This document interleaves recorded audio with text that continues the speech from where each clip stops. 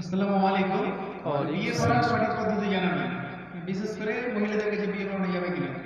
মেয়েদেরকে দিয়ে বিয়ে করার সঠিক পদ্ধতি মানে আমাদের সমাজে বিশেষ করে মহিলাদের কাছে বিয়ে করানো হয় আর কি, আচ্ছা, এটা ঠিক না বেঠিক এটা জানাবেন। ওয়ালাইকুম আসসালাম ওয়া রাহমাতুল্লাহি ওয়া বারাকাতুহু। এই বিষয়ের পরে আপনাদের আমি পরামর্শ দেব, বেশ যেসব যুবক তোমরা বিয়ে করার জন্য প্রস্তুতি মানসিক দিক থেকে এবং আর্থিক দিক থেকে তোমরা বিয়ে করার প্রস্তুতি নিচ্ছ, তোমাদের কাছে দুটো বইয়ের নাম বলবো। এই বইগুলো অবশ্যই তুমি পড়বে এবং যখন তুমি মেয়ে পক্ষকে দেখতে যাচ্ছ সেই সময়তে এই বইটাকে হাতে করে নিয়ে যাবে। কথা বুঝতে পারছেন? যখন কোনো যুবক, আমাদের যেসব ভাইরা আছে বিয়ে করার জন্য মনস্থির করেছো, দুটো বইয়ের নাম বলছি একটু পরে।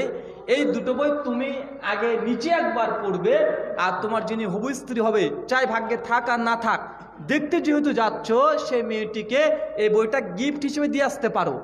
একটা বইয়ের নাম হচ্ছে বিবাহ ও দাম্পত্য, লেখক আব্দুল হামিদ ফৈজি আল মাদানী হাফেজাহুল্লাহ। তার একটা বই আছে, চমৎকার বই আছে, বইটা পড়বেন।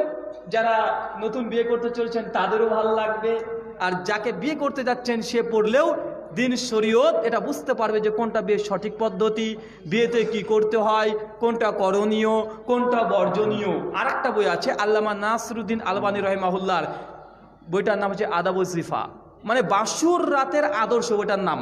এটা বাংলাতে অনুবাদ হয়ে গেছে, বাসর রাতের আদর্শ। আমরা অনেকে বাসর রাতটাকে নিয়ে, যেহেতু জীবনের প্রথম একজন নারী একজন পুরুষের সঙ্গে মিলন হতে চলেছে, তাদের মানসিক তাদের শারীরিক সব দিক থেকেই, তো সেক্ষেত্রে অনেক রকমের চাহিদা, অনেক রকমের আশা থাকে। কিন্তু ইসলাম এই রাত্রি প্রসঙ্গে অসংখ্য বিধান দিয়েছে, এগুলো আমাদের জানা দরকার আছে না নেই? আছে।